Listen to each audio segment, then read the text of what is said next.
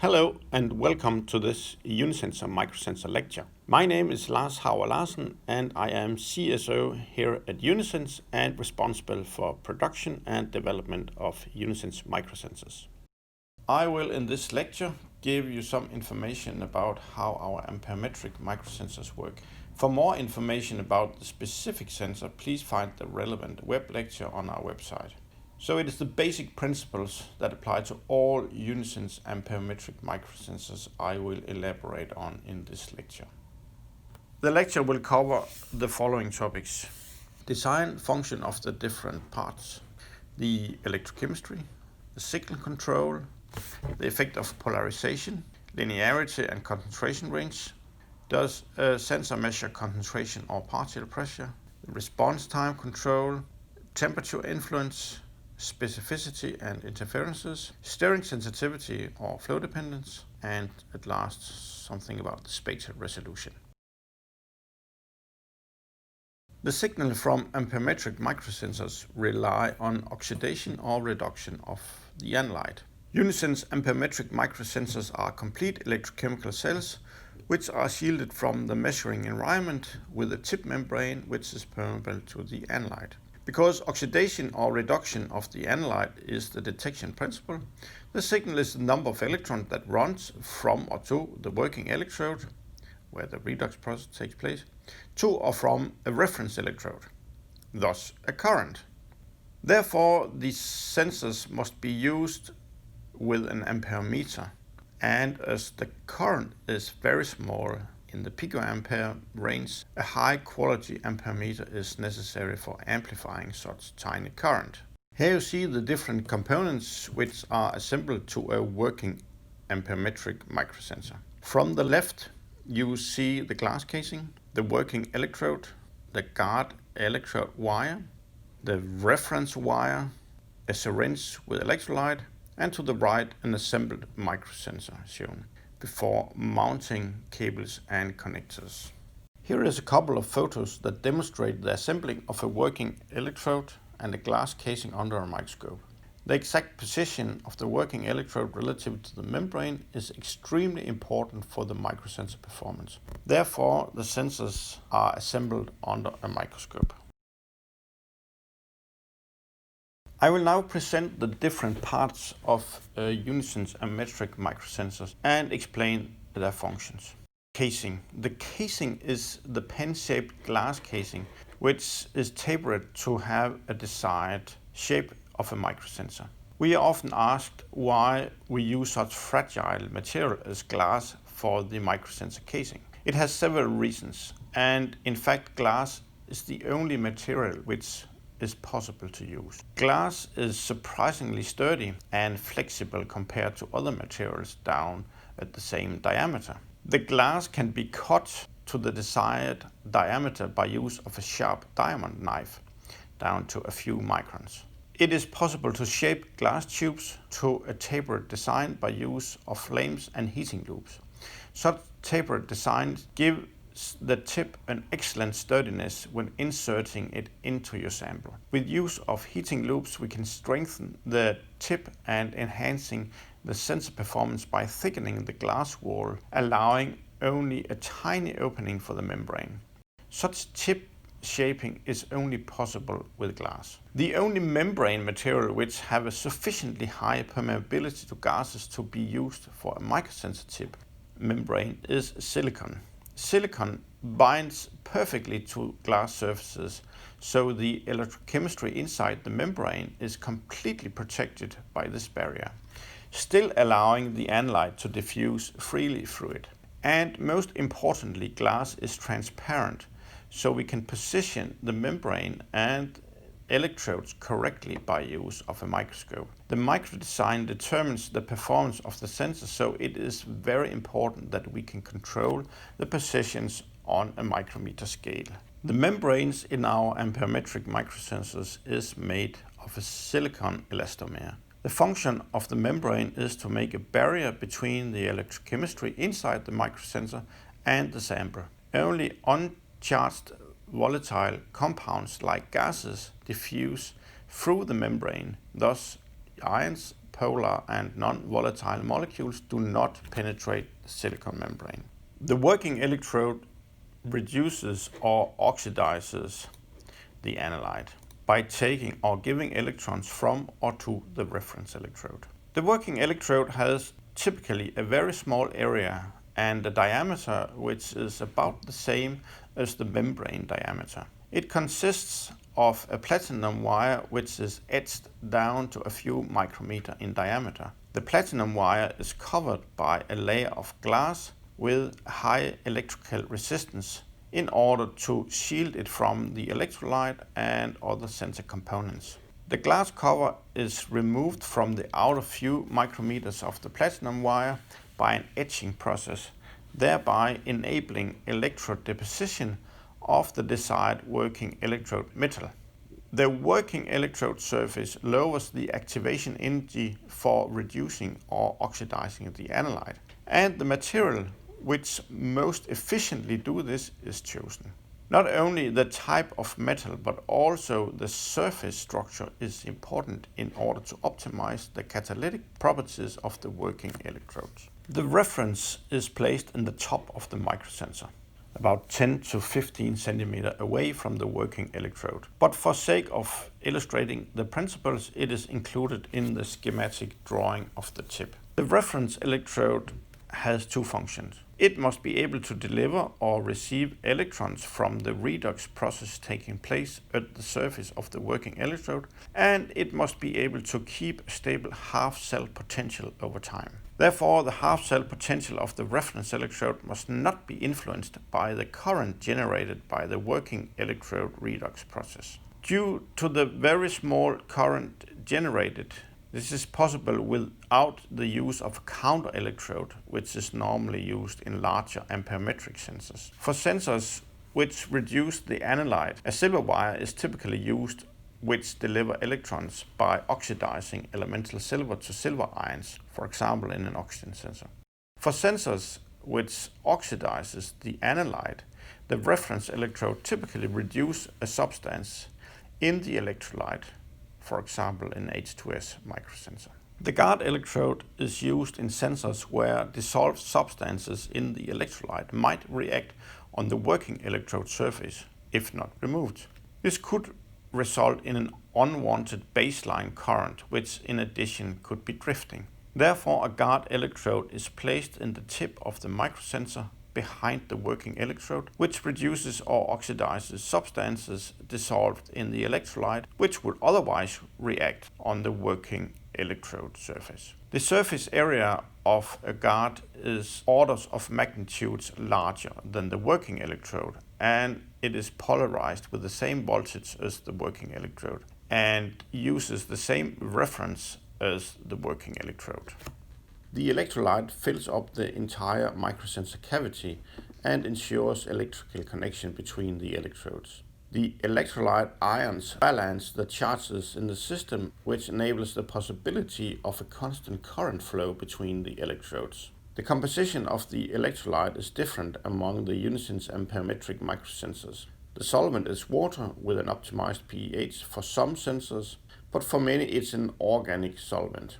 The solvent contains a dissolvable salt, which is sensor specific because the salt chosen influences the catalytic efficiency of the working electrode. Here is the anionic and cathodic reaction shown, oxygen microsensor, as an example of the electrochemistry of an amperometric microsensor. Oxygen is in two steps reduced to OH- ions on the working electrode, and the electrons are supplied by oxidizing silver atoms to silver ions on the reference electrode. The silver ions are precipitated with chloride, which is present in the electrolyte, so the half-cell potential of the reference is kept stable.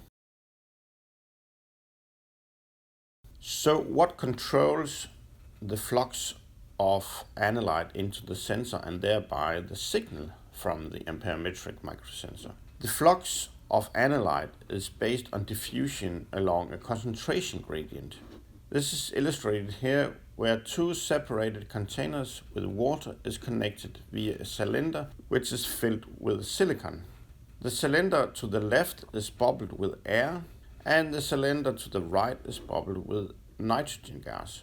A steady state gradient will establish within the cylinder with having 21% oxygen in the inlet and 0 oxygen at the outlet, and oxygen will therefore diffuse with a constant flux through this cylinder.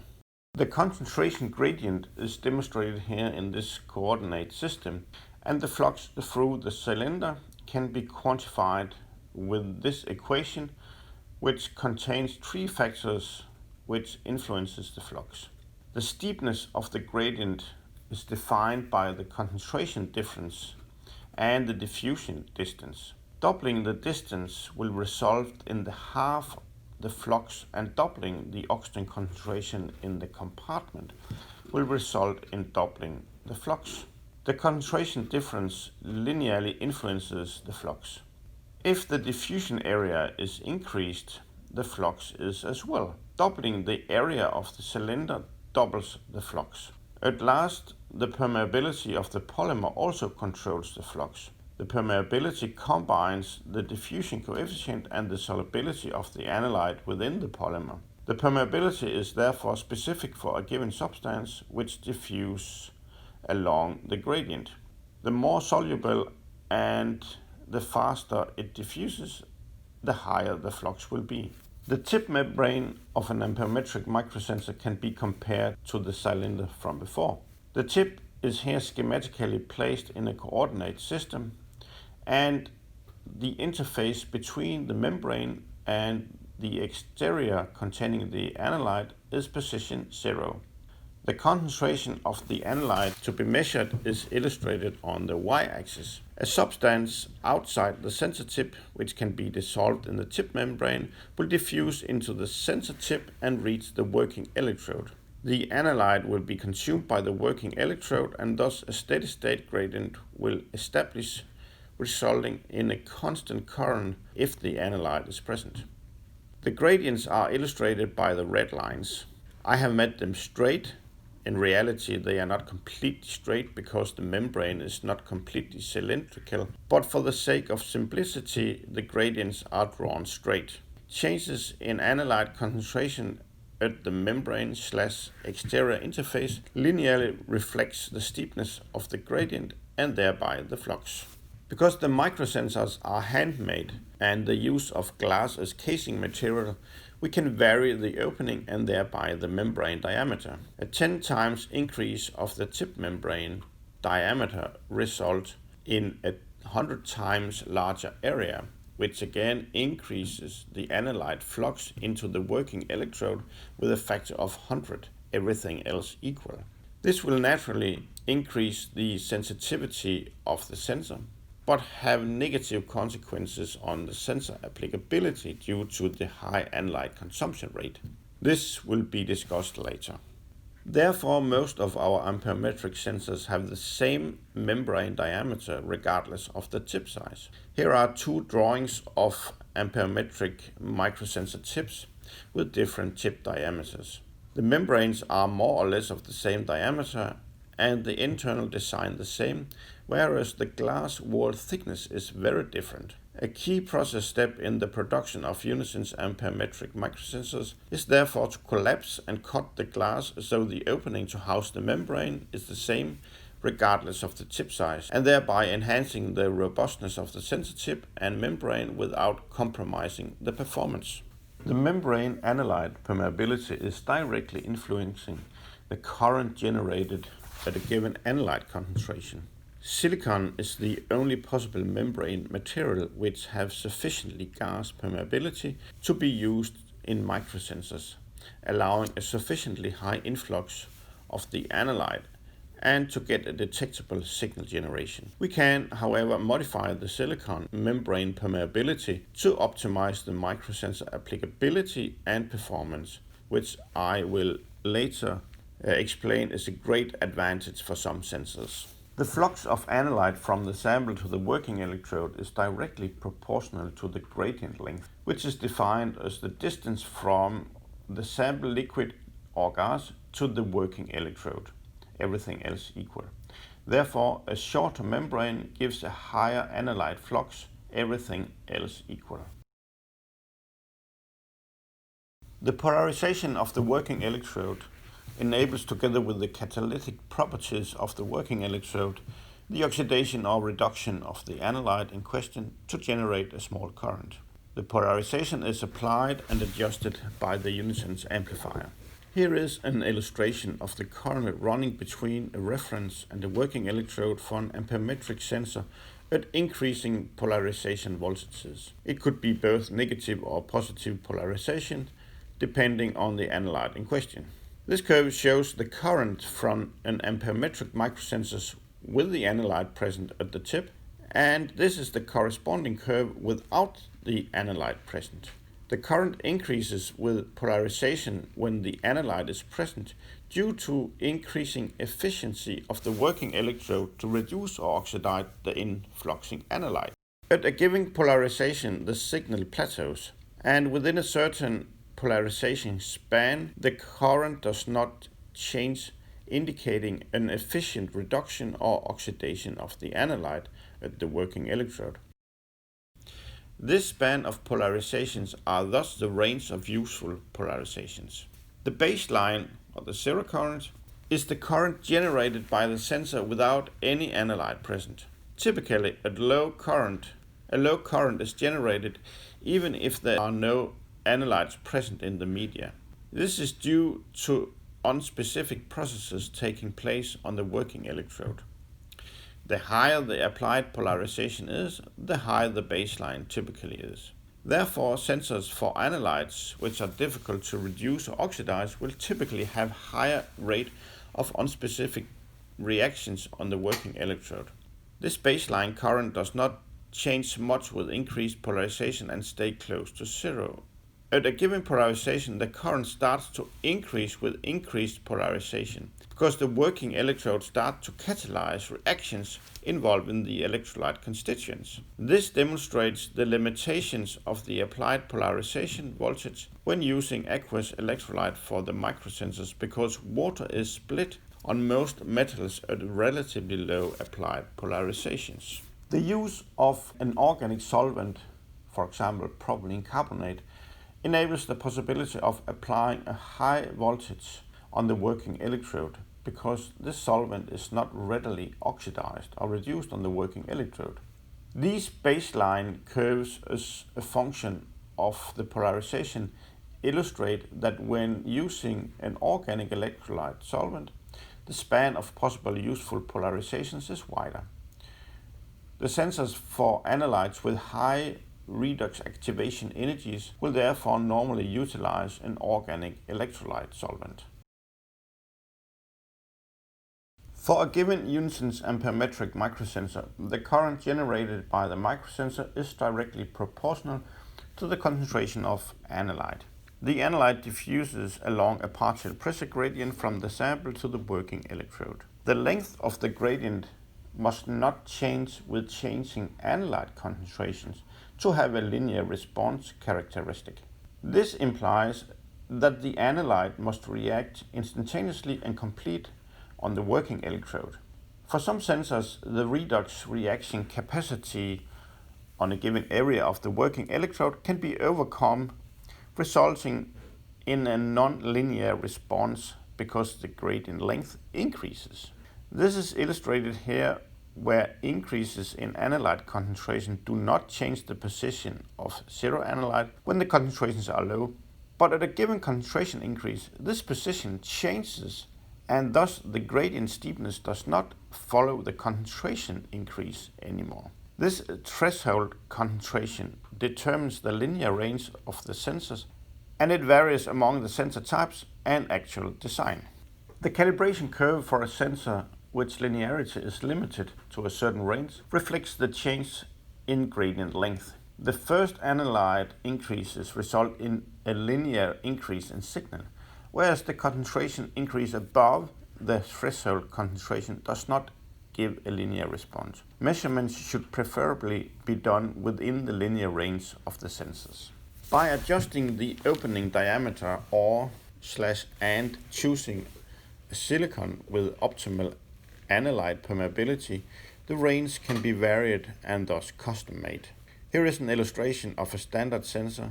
a high range sensor with a low concentration specific influx of analyte to the working electrode, and a low range sensor with a larger membrane and thereby high sensitivity.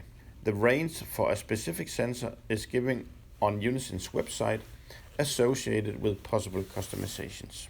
The capacity of the working electrode is the same regardless of the membrane diameter. Therefore, the calibration curve will level off at the same signal/current threshold, but this current will be obtained at very different analyte concentrations: the low range sensor, the standard range sensor, and the high range sensor. There are hardly any limitations on how small we can make the membrane diameter, and therefore we can typically modify the sensor to any high concentration application. So what does an amperometric sensor actually respond to? Concentration or partial pressure of the analyte? This will be discussed in the following with the use of some simple illustrations. Imagine a closed container with a volume of 2 liters. 1 liter of the volume is fresh water with a headspace of atmospheric air above containing 21% oxygen. At equilibrium, the concentration of oxygen in the gas phase and the liquid will be different depending on the solubility of the oxygen in the water. The volumetric concentration in the two phases can be calculated using the ideal gas law. At room temperature, the volume of 1 mole of gas is approximately 24 liters. Therefore, the concentration of oxygen in the headspace is 8,750 micromole per liter. Oxygen is, however, not very soluble in water, and using a solubility table we find that the concentration in the water will be 283 micromole per liter. Thus, the volumetric concentration of oxygen in the headspace is more than 30 times higher than in water. Imagine then that you take 2 small bites of the membrane material used for microsensors, silicon, and place one in the headspace and one in the water. The solubility of oxygen in silicon is very high, and as it is with the water/air equilibrium, it is the partial pressure of oxygen that defines what the concentration in the silicon bites would be at equilibrium. And at equilibrium, the concentration of oxygen in the silicon bites will thus be the same for the 2 bites because the air and water are in equilibrium. An illustration of the concentration gradient can now be drawn for the diffusion path of oxygen into the working electrode in an oxygen sensor. Whereas the partial pressure gradient is linear, the concentration gradient is piecewise linear and interrupted at the phase transitions. As the solubility of oxygen is much higher in silicon than in the electrolyte, the concentration in the silicon is much higher than in the electrolyte. If an oxygen sensor is placed in the closed container, both in the headspace and in the water in equilibrium with this headspace, the current from the sensor would therefore be the same, or almost the same. There is a small difference of few percent because a diffusion boundary layer will establish when the sensor tip is wet, decreasing the signal in water slightly compared to the signal in the headspace, because the diffusion gradient increases slightly. The fact that an amperometric sensor reacts to partial pressure and not concentration has implications which the user must carefully consider and is of utmost importance to understand. Imagine again the closed container with 1 liter of water and 1 liter air headspace in equilibrium. Now we open the lid and add salt, so the salinity will change from fresh water level to seawater level. The lid is closed again without mixing or stirring the water. The solubility of oxygen in the water phase has now decreased, and therefore the equilibrium is disturbed. There is a surplus of 53 micromolar oxygen in the water. The total number of oxygen molecules in the container is still the same in the water, as oxygen cannot escape immediately, but there is not room for the dissolved oxygen in the water. Because diffusion is slow, the surplus oxygen cannot escape immediately and tiny bubbles will be formed. The partial pressure in these bubbles formed would now be more than 21%. If you had an oxygen sensor placed in the headspace, you will see an unchanged signal. But in the water, you will see an increased signal after adding salt due to the higher partial pressure. By convection and diffusion, the equilibrium will be re-established, but now the concentration in the water will be lower because the solubility has decreased. The surplus of 53 micromole diffuses into the headspace, and because the amount is so small compared to what is already in the headspace, the partial pressure increase is hardly detectable. When the equilibrium is re-established, the signal from the sensor in the water will be the same as before adding salt, even if the concentration is now significantly lower. If the salt addition is made to a closed container without headspace, the situation is different. There is no headspace to absorb the surplus oxygen, and the signal from a sensor measuring in the water will have increased 21%, reflecting the partial pressure increased.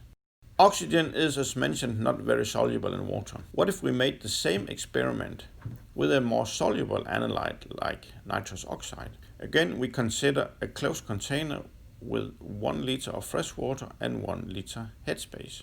The headspace contains 1000 ppm nitrous oxide, which is the same as 1000 N2O molecules out of 1 million molecules in the headspace.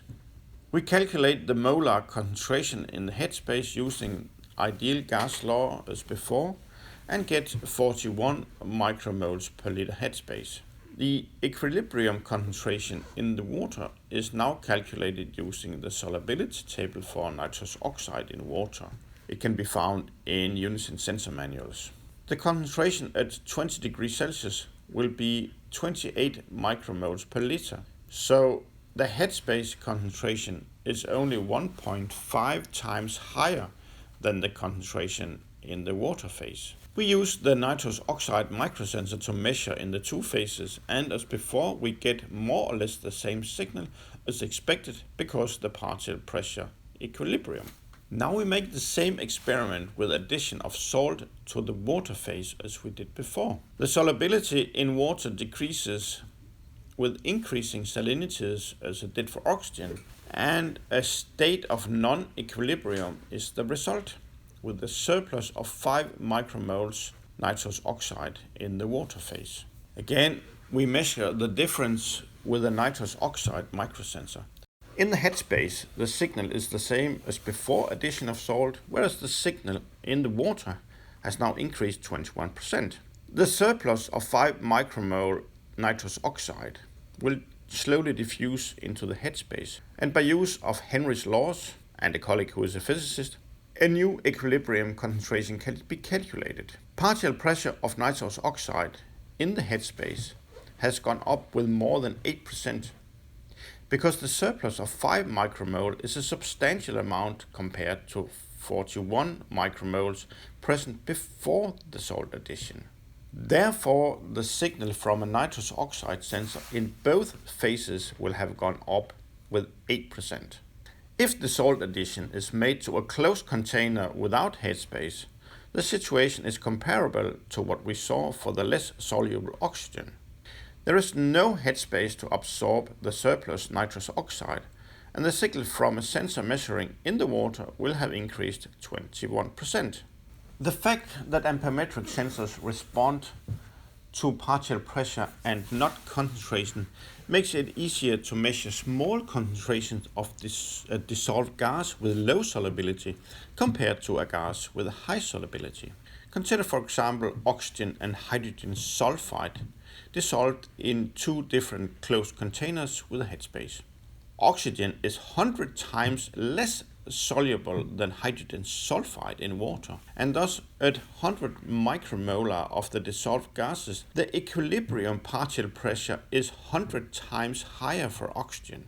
Imagine a sulfide sensor and an oxygen sensor with exactly the same tip design, measuring in the containers, And let us assume that the permeability of the gases is the same in both membranes and electrolytes.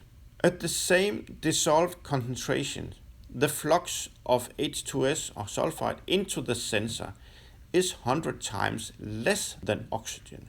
Therefore, sensors for analytes with high solubility are made with wider membranes than less soluble gases to get the same flux of analyte into the working electrode of the sensor. So when mixing calibration solution with dissolved gases, it is important to consider that amperometric microsensors respond to partial pressure and not concentrations. The resulting partial pressure in the calibration solution depends on the analyte solubility of the calibration water. Consider two open containers. The one to the left contains fresh water and the other contains seawater. Now we, from a nitrous oxide stock solution, add nitrous oxide saturated water to a final concentration of, in both solutions, of 100 micromolar. The signal from the nitrous oxide sensor in fresh water is normalized to 100 picograms. So what is the signal in the seawater solution? The solubility in fresh water is 1.21 times higher than in seawater, and therefore the partial pressure from the N2O sensor in seawater solution is 21% higher than the signal in fresh water. Therefore, it is important that such solutions are mixed in water with the same solubility of the analyte as the sample solution. The signal from the nitrous oxide sensor in the freshwater solution is normalized to 100 picograms. So what is the signal in the seawater solution? The solubility in freshwater is 1.21 times higher than in seawater, and therefore the partial pressure of nitrous oxide in the seawater solution is 21% higher than in the freshwater solution. The signal from the nitrous oxide sensor is therefore 21% higher compared to the signal in the freshwater solution, even if the concentrations are the same. Therefore, it is important that such solutions are mixed in water with the same salinity as the sample solution. When applying amperometric microsensors, the influence of the temperature must be considered. Temperature plays a role in two ways. It increases the diffusion coefficients of the analyte in both membrane and electrolyte, and it has a pronounced effect on the solubility of the analyte in water. And I will first discuss the effect on the diffusion coefficient of the analyte in membrane and electrolyte. Recall that the signal of a microsensor is proportional to the analyte permeability in the sensor membrane and electrolyte, and that the diffusion coefficient affects the permeability.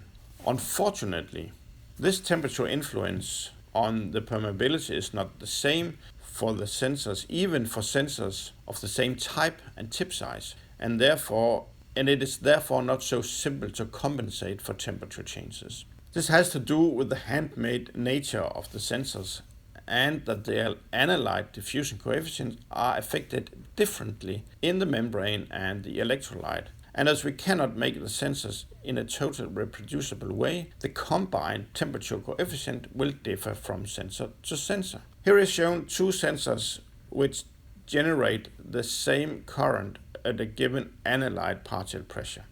The one to the left have a relatively large opening but a relatively long diffusion distance, whereas the one to the right has a smaller opening but a shorter diffusion distance. These differences balance so the signal generated per analyte concentration unit is the same. But it is obvious that the fraction of the diffusion distance in electrolyte relative to the membrane length is different for the two sensors. And because temperature affects the diffusion coefficients differently in electrolyte and the silicon membrane, the overall temperature influence on the signals for the two sensors are different. At constant partial pressure of the analyte, the diffusion coefficient increases typically about 2% per degree Celsius among different amperometric microsensor types.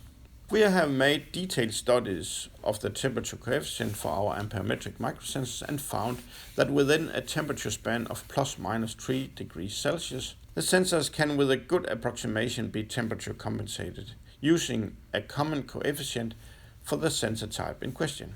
Therefore, sensors made for our UniAmp lab amplifier portfolio are temperature compensated within plus minus 3 degrees Celsius from the calibration temperature, provided that the temperature variations are measured with a Unisense temperature sensor. For compensating for larger temperature variations, an individual temperature coefficient must be found for the specific sensor in question.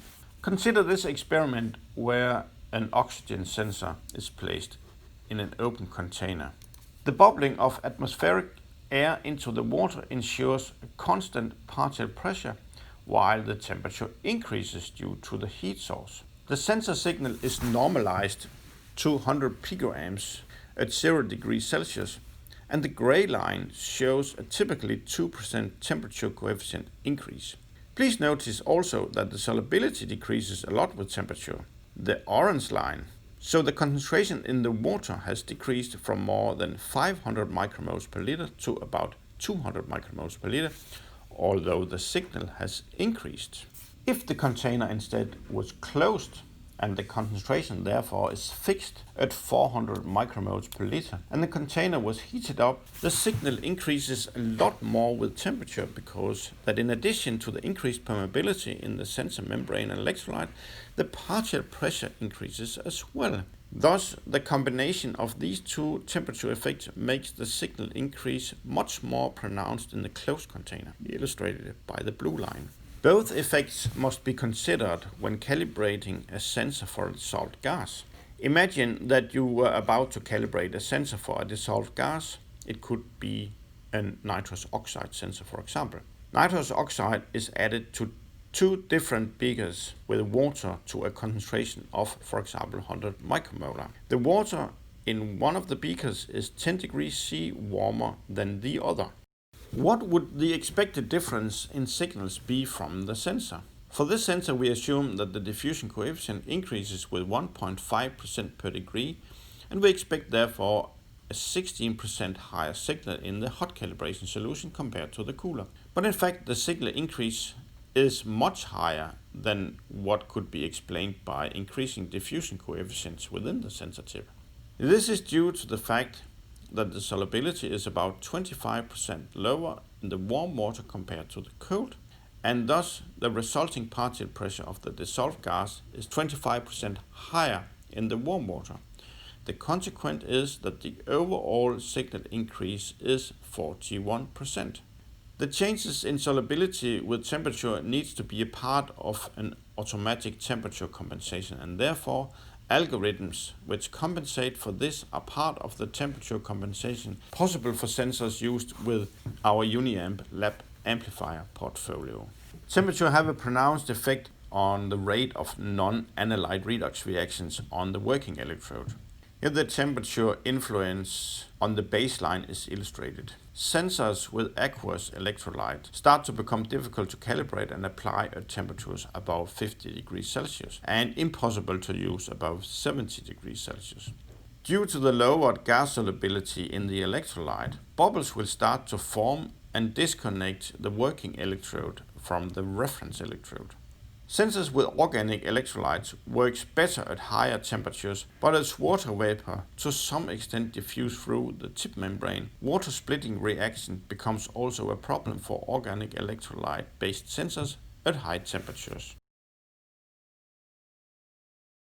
Often amperometric microsensors are applied in systems where they measure a profile of the analyte concentration and moves from a turbulent water phase through a diffusion boundary layer into a biologically active matrix with stagnant pore water. If the signal is influenced by the degree of flow or stirring of the water, gradients will be measured incorrectly. Stirring sensitivity is the phenomenon where the sensor signal is lower in a stagnant medium compared to a stirred medium with the same concentration of the analyte. It is caused by the analyte consumption of the sensor and the resulting local analyte depletion in the medium near the membrane of the sensor, and the limitations of analyte diffusion to compensate for this local depletion. In other words, when a sensor is exposed to a liquid, for example water, the sensor consumption will start to partially deplete analyte near the sensor membrane. The analyte will diffuse from unaffected areas to the affected area to counter this depletion. But the result is that the diffusion distance from unaffected medium to the working electrode has become slightly longer, and therefore the gradient are now less steep and will result in a drop in the signal. The consumption rate of the sensor affects the degree of steering sensitivity. Large non-microsensors or Unisyn's microsensors custom made with a high sensitivity and thus a large analyte consumption rate will suffer from a larger sensitivity to steering compared to standard microsensors. For sensors with a large consumption rate, the sensor consumption affected area will be larger, and thus the length of the diffusion path into this working electrode will be significantly longer. Convective movements of the medium keeps the sensor constantly exposed to new undepleted medium and can thus compensate for the diffusion limitation and keeps the signal level at the initial level. If the steering of the medium is stopped, the sensor analyte consumption starts to decrease, the analyte concentration close to the sensor membrane, and the diffusion distance to the working electrode increases. The signal difference in stagnant and stirred water with unchanged analyte concentration is then the steering sensitivity. Sensors made with fast response time have a short membrane and thus a short diffusion distance from the medium to the working electrode. Therefore, they have a high membrane area-specific analyte flux. This results in a higher sensitivity to steering, and thus sensors with fast response will typically have a higher degree of sensitivity to steering. This can, however, be circumvented by modifying the tip membrane to have less permeability. This will decrease the membrane area-specific analyte flux, and the analyte diffusion in the medium can now better compensate for the depletion caused by the sensor consumption. And therefore, we are able to make fast responding amperometric sensors with minimal sensitivity to steering. So, for decreasing the sensitivity to steering, we can play with the following parameters. The membrane area. The smaller the membrane area, the less analyte is consumed. The distance between the sensing area and the internal measuring cathode. The longer the diffusion distance is, the less sensitivity to steering. And then the diffusion and solubility properties of the sensor membrane and internal electrolyte. Decreasing the membrane permeability will decrease the sensitivity to steering. As you might have noticed, there is a conflict between low steering sensitivity, high signal to noise ratio, and fast response. So we must make compromises to some extent. Low range sensors with high signal to noise ratio will, unless they are made with unbearable slow response times, have a more sensitivity to steering than standard sensors. Typically, Unisyn's microsensors have a sensitivity to steering which is about 1% or less. A typical diffusion distance from media to the working electrode is 50 micrometer. The vast majority of the diffusion resistance is therefore inside the sensor, and the diffusion sphere at the sensor membrane, where the concentration is depleted by the sensor consumption, is extremely small, less than 1 micron. This graph illustrates the signal from a sensor with a 1% sensitivity to steering measured in a stirred water solution containing an analyte. The signal is normalized to 100 picograms. When the steering is stopped, the signal decreases to 99 picograms. And when the steering is resumed, the signal goes back to 100 picograms. The response time of an amperometric microsensor is defined as the time it takes for a sensor to respond to a change in the concentration of the analyte outside the tip membrane. It is influenced by the diffusion coefficient of the analyte in the membrane/electrolyte and the diffusion distance from the sample to the working electrode. When the analyte concentration at the membrane changes, the flux of analyte into the working electrode must obtain a new steady state concentration gradient within the sensor before a new stable signal is obtained. This is illustrated here, where the analyte is removed from the media and the partial pressure gradient gradually straightened out to become linear again. It is the time it takes for a new steady state gradient to settle within the sensor, which define the response time. We use the definition 90% response time, meaning that the time for obtaining 90% of the 100% signal. 100% response time is not used because, in theory, 100% response time is never obtained, but the signal change approaches the 100% response asymptotically. Diffusion is a fast transport process at small distances, but very slow or long distances, and the response time is a squared function of the diffusion gradient length. A sensor with a diffusion length of 40 microns will at room temperature have a response time of about 2 seconds. A sensor with a diffusion gradient of 80 microns will have an 8-second response time, and so on. Not all sensors can be made with a short diffusion path. Therefore, some of our sensors are born with longer response times, for example, our nitrous oxide sensor. Most amperometric sensors have interferences from other substances than the electrolyte, which can diffuse through the sensor tip membrane. Especially sensors for substances, which need a high polarization applied to the working electrode to be reduced or oxidized, will typically have interferences from substances which penetrate the membrane and are easier to reduce or oxidize than the analyte. Ions, polar and non-volatile substances do not interfere because they cannot diffuse through the membrane. Potentially interfering substances are therefore small volatile molecules which are readily oxidized or reduced.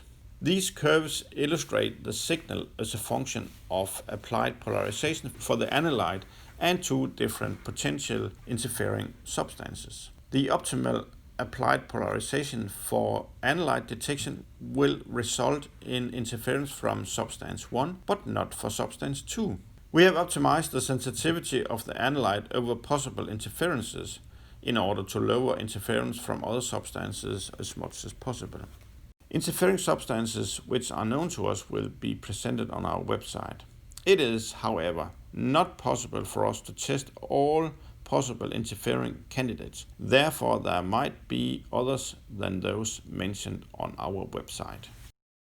Thank you for watching this Unisense microsensor lecture. I hope you enjoyed it. If you have any questions, you are more than welcome to contact us at sales@unisense.com.